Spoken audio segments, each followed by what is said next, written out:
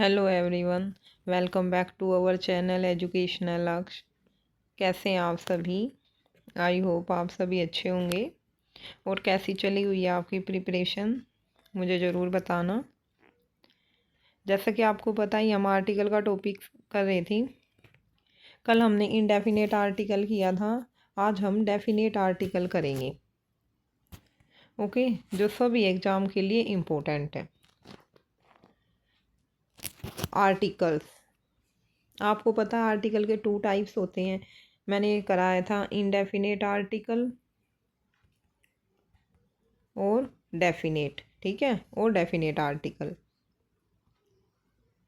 Definite article में क्या आता है? द। और इनडेफिनेट आर्टिकल में क्या आता है? ए और एन। ठीक है, तो आज हम करेंगे use of definite article the. ठीक है, आज हम करेंगे use of definite article the. कि द का यूज हम कहाँ पे करते हैं। द का यूज बिफोर नाउन किया जाता है। फर्स्ट समझ आ गया आपको? दा का यूज हम करेंगे नाउन से पहले। नाउन क्या होता है पहले तो आपको ये पता होनी चाहिए। संज्ञा, noun, noun is a name of a place, person, thing. Okay, उसे हम क्या कहते हैं? नाउन कहते हैं। और उसमें भी वो ये क्या कह रहा है कि बिफोर नाउन तो यूज किया जाता है जो निश्चित हो, ठीक है, या जिसकी चर्चा पहले की जा चुकी हो, जिसका डिस्कशन हमने पहले किया हो। दा को इसी कारण डेफिनेट आर्टिकल कहा जाता है। ठीक है, क्योंकि वो निश्चित होता है और पहले उसके बारे में बताया जा चुका होता है, इसलिए वो निश्चित हो जाता है, डेफिनेट हो जाता है। इसीलिए हम दा को डेफिनेट आर्टिकल कहते हैं। जब किसी पूर्व निर्धारित नाउन के बारे में कहा जाता है, ठीक है, पूर्व निर्धारित कि हमें पहले से ही पता है, तो हम दोबारा जब उस नाउन को यूज करेंगे तो हम दा का यूज करेंगे। ये चीज़ आपको एग्जाम्पल से समझ आएगी। देखो, once upon a time they lived a king. Okay, आपने सुना होगा ये सेंटेंस। और फिर हमने क्या यूज किया? पहले तो आया है आ किंग, फिर क्या है? The king was very kind. समझ आया कि once upon a time they lived a king.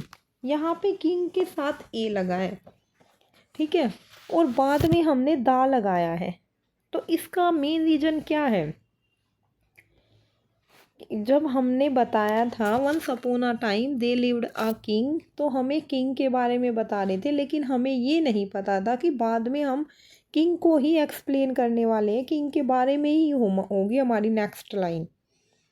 First तो हमें पता ही नहीं था, इसलिए हमने ए किंग का यूज किया। ठीक है, हम इंट्रोडक्शन दे रहे हैं, ठीक है, एक किंग के बारे में। लेकिन जब हम उस नाउन के बारे में डिस्कशन करेंगे, ठीक है, कि वो पर्टिकुलर वही नाउन है और उसी के बारे में हम बता रहे हैं, किंग के बारे में ही हम बता रहे हैं, तो दोबारा हम दा का यूज करते हैं। ठीक है, कि आगे की जो स्टोरी हम सुनाएंगे वो किंग के बारे में ही होगी, तो हमने किसका यूज किया? दा किंग का। समझ आ गया होगा आई थिंक। कि once upon a time they lived a king, the king was very kind. ठीक है, इसको आप कितना भी आगे बढ़ा सकते हो स्टोरी को, the king was very kind. ठीक है, नेक्स्ट है one day he met an old man. अब देखो सेम केस यहाँ पे हो गया। वन डे ही मेट, कि एक दिन वो किससे मिला? एन ओल्ड मैन से। अब अगर ये बात यहीं पे ख़त्म हो जाती तो हम इनडेफिनेट आर्टिकल का यूज करते एन का ही, लेकिन आगे वो द ओल्ड मैन को ही डिफाइन कर रहा है। The old man was very poor. समझ आया कि ओल्ड मैन कैसा था? बहुत ज़्यादा पुअर था।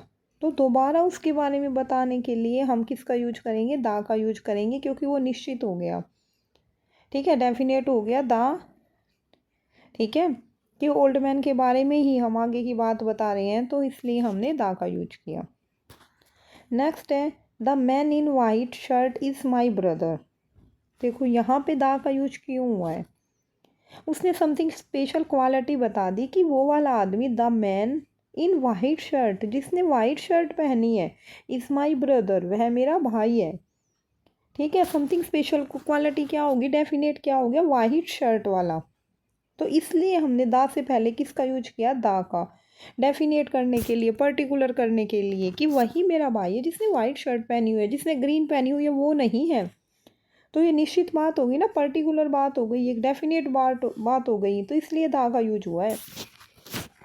ऐसे सेंटेंस बहुत आते हैं पेपर में, वही इम्पोर्टेंट है ये, वेरी इम्पोर्टेंट। ठीक है, यहाँ पे आपको ब्लैंक दे देंगे।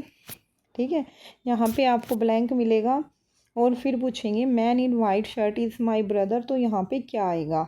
ठीक है, ए एन और दा में से क्या आएगा? तो यहाँ पे दा आएगा। नेक्स्ट है the boy standing near the gate is my friend. यहाँ पे भी सेम क्वालिटी है। जब किसी पर्टिकुलर एक व्यक्ति की कोई समथिंग स्पेशल क्वालिटी बताई जाती है तो हम दा का यूज करते हैं। तो उसने बताया boy standing near the gate, जो गेट के पास खड़ा है, समझ आया? जो गेट के पास खड़ा है इज़ माई फ्रेंड, वो मेरा फ्रेंड है। तो उस बॉय की समथिंग स्पेशल क्वालिटी बता दी ना कि बॉय तो बहुत सारे हैं, लेकिन जो गेट के पास खड़ा हुआ इज़ माई ब्रदर। ठीक है, तो इसीलिए यहाँ पे दा आया। इस बॉय को हमने डेफिनेट कर लिया कि केवल वही बॉय जो गेट के पास खड़ा हुआ, पर्टिकुलर। तो यहाँ पे पर्टिकुलर उसी बॉय के बारे में बात हो रही है और उसी की समथिंग स्पेशल क्वालिटी बताई जा रही है, नियर द गेट। तो we use definite article the. I think समझ आ गया होगा, ये दोनों एग्जाम्पल इम्पोर्टेंट है, ऐसे ही एग्जाम्पल पेपर में पूछे जाते हैं। ठीक है, नेक्स्ट है अगर किसी व्यक्ति अथवा स्थान को उसके गुण या दोष की वजह से उदाहरण स्वरूप प्रयोग किया जाए तो उस नाम से पहले आर्टिकल का प्रयोग होगा। समझ आया? वो कह रहे कि किसी पर्सन या प्लेस के हम कोई क्वालिटी बताते हैं या डिसक्वालिटी बताते हैं, ठीक है, तो वहाँ पे क्या होगा? आर्टिकल का यूज होगा। जैसे he is the Ram of modern India. समझ आया? तो ही के बारे में क्या क्वालिटी बताई है कि वो राम है मॉडर्न इंडिया का। ठीक है, कि ही क्या है, ही की समथिंग स्पेशल क्वालिटी क्या बता दी? उसका गुण हो गया ना, ये उसकी क्वालिटी हो गई कि वो राम है मॉडर्न इंडिया का। लेकिन राम तो एक ही था, पर्टिकुलर भगवान राम। ठीक है, लेकिन उसके अंदर राम जैसे गुण पाए जाते हैं, वो राम जैसे उसके अंदर क्वालिटीज़ हैं ही के अंदर। तो उसके गुणों के बारे में बताया, इसलिए राम के साथ दा का यूज हुआ। उस क्वालिटी के साथ दा का यूज होगा जो उसके बारे में बताई गई है। जैसे राम बताया गया तो दा का यूज हो गया। एक एग्जाम्पल और आपने सुना होगा कि Kalidas is the Shakespeare of India. ये एग्जाम्पल भी पहले बहुत आता था कॉम्पिटिटिव एग्जाम में। ठीक है, कि कालिदास इज डैश शेक्सपियर। सुना ही होगा आपने शेक्सपियर का नाम, तो शेक्सपियर ऑफ इंडिया। तो यहाँ पे क्या आएगा? यहाँ पे दा आएगा। कालिदास तो क्या है, हिंदी के पोइट हैं, और शेक्सपियर क्या है, इंग्लिश के पोइट हैं। लेकिन कालिदास को क्या बताया गया? शेक्सपियर बताया गया इंडिया का। लेकिन वो शेक्सपियर है नहीं कालिदास, उसके अंदर शेक्सपियर वाली क्वालिटीज़ हैं, इसलिए दा का यूज हुआ है। नेक्स्ट है Jaipur is the Rome of India. वो कह रहे हैं कि रोम है नहीं ना जयपुर, लेकिन उसके अंदर जयपुर में वो क्वालिटी है रोम जैसी, इसलिए दा का यूज हुआ। सेम एग्जाम्पल है। नेक्स्ट है कुछ स्थान के नाम के साथ आर्टिकल दा का यूज किया जाता है। जैसे द ग्रेट ब्रिटेन, स्थान के नाम है ना कुछ जिनके साथ यूज ही किया जाता है हमेशा। ग्रेट ब्रिटेन नहीं बोला जाता, द ग्रेट ब्रिटेन बोला जाता है, याद रख कर लेना ये तो आप। द नीदरलैंड, ओके, नीदरलैंड के साथ भी हमेशा दा का यूज होता है। द यूक्रेन, यूक्रेन के साथ भी हमेशा दा का यूज होता है। और द हेग, इसके साथ भी हमेशा दा का यूज होता है। नेक्स्ट है किसी भी देश के नाम के साथ आर्टिकल का यूज नहीं होता।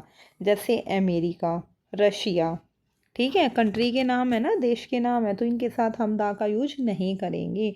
दा इज अ डेफिनेट आर्टिकल।